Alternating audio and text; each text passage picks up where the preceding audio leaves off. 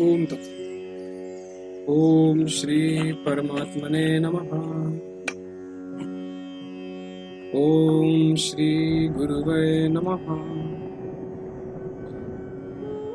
रुद्रदेव का ब्रह्मांड खंड को निगलकर निराकार चिदाकाश रूप से स्थित होना तथा वशिष्ठ जी का उस पाषाण शिला के अन्य भाग में भी नूतन जगत को देखना और पृथ्वी की धारणा के द्वारा पार्थिव जगत का अनुभव करना। श्री वशिष्ठ जी कहते हैं, श्री राम, जब मैं खड़ा खड़ा वह सब देख रहा था तब मुझे दिखाई दिया कि वे भगवान रुद्र तथा ब्रह्मांड के वे दोनों खंड या कपाल चित्रलिखित के समान निश्चेष्ट हैं।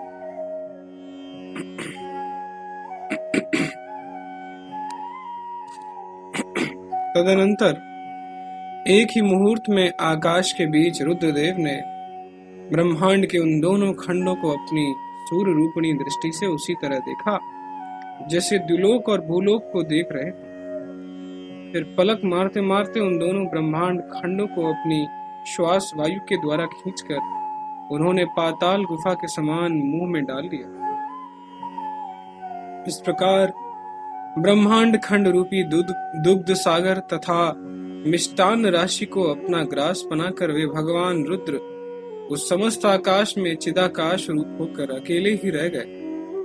तदनंतर वे एक ही मुहूर्त में बादल के समान हल्के और छोटे हो गए, फिर छड़ी के समान और उसके बाद बित्ते भर के हो गए।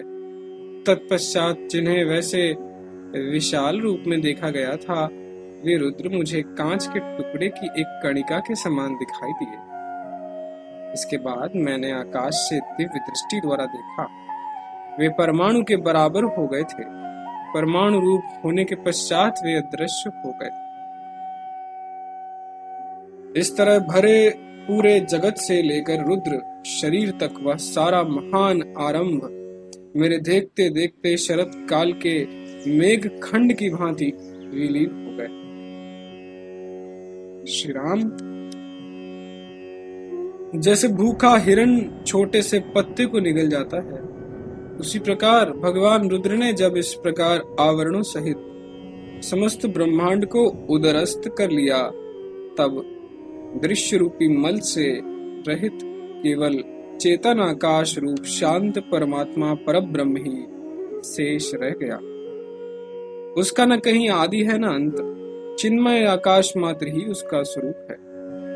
रघुनंदन, इस तरह मैंने पाषाण खंड के कोटर में दर्पण में दिखने वाले प्रतिबिंब की भांति उस महान विभ्रम रूप ब्रह्मांड एवं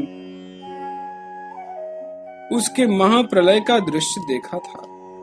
तदनंतर उस विद्याधरी का, उस शिला का तथा उस संसार भ्रम का स्मरण करके मैं वैसे ही आश्चर्यचकित हो गया जैसे कोई गांव का रहने वाला गंवार पहले पहले राजद्वार पर पहुंचकर विस्मय से विमुग्ध हो जाता है। इसके बाद मैंने पुनः उस सुवर्ण शिला को ध्यान से देखना आरंभ किया।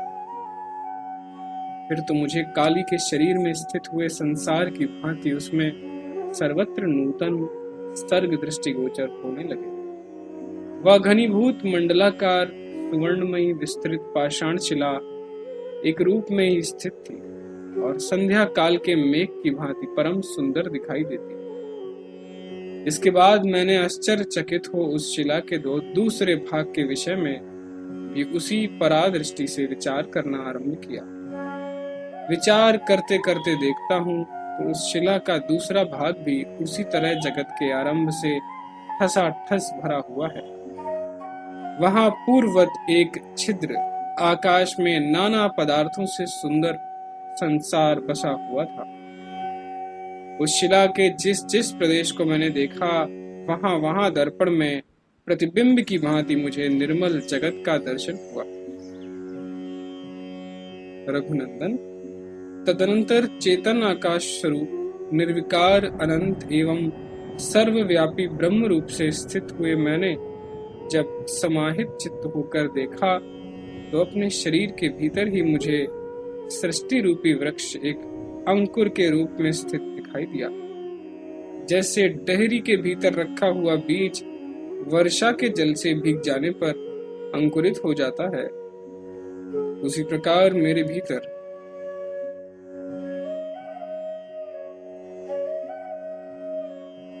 सृष्टि बीज अंकुरित हुआ था। जैसे बीज के भीतर विद्यमान अंकुर सींचने से विकसित हो ऊपर की ओर निकल जाता है, उसी प्रकार मूर्त, अमूर्त, जड़ और चेतन सभी वस्तुओं में जगत विद्यमान है। जैसे सुषुप्तावस्था से स्वप्नावस्था को प्राप्त हुए चिन्मात्र पुरुष की अपनी ही चेतना से स्वप्न जगत की दृश्य लक्ष्मी का विकास होता है, अथवा जैसे स्वप्न अवस्था के हट जाने पर जगे हुए पुरुष के समक्ष जागृत काल का दृश्य प्रपंच विकास को प्राप्त होता है, उसी तरह जिसने सृष्टि के आरंभ में अपने स्वरूप का पृथक रूप से अनुभव किया है, ऐसे आत्मा में इस सृष्टि का उदय होता है। हृदय आकाश में उदित हुआ यह सर्ग चेतन आकाश से पृथक नहीं। तदनंतर पृथ्वी की धारणा से युक्त होकर मैं ध्यान करने लगा। पृथ्वी की धारणा करने पर उसके अभिमानी जीव की स्वरूपता प्राप्त करके मैं द्वीप, पर्वत, तृण और वृक्षादि रूपी देह से युक्त हो वहां के जगत का अनुभव करने लगा। मैं संपूर्ण भूमंडल बन गया। नाना प्रकार के वन और वृक्ष मेरे शरीर के रोम हो गए। नाना प्रकार की रत्नावलियां मेरे शरीर में व्याप्त थीं और अनेकानेक नगर मेरे लिए आभूषण का काम दे रहे थे।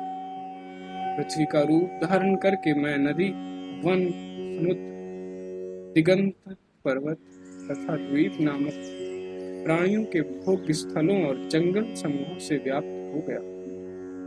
नाना प्रकार के पदार्थों की श्रेणियों से भरे हुए अनेकानेक मंडल को दृष्टिगोचर होने लगे तथा मैं लता, सरोवर, सरिता और कमल समूहों में सुशोभित होने लगा। ओम तत्सत, ओम तत्सत, ओम तत्सत।